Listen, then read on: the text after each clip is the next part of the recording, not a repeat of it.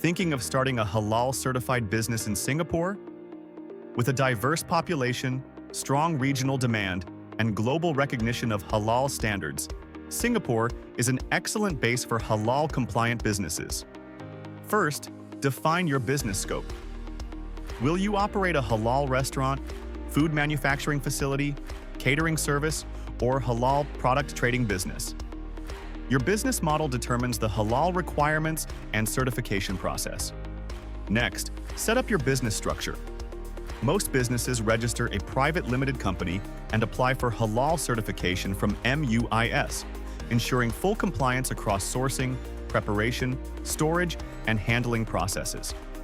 Halal compliance goes beyond ingredients. You'll need proper segregation, hygiene practices, staff training, and documentation to meet certification standards consistently.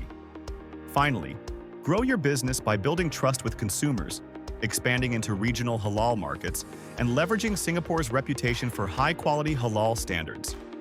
Ready to start your halal-certified business in Singapore? 3E Accounting Singapore can assist with company setup, certification guidance, and ongoing compliance. Visit our website to get started today.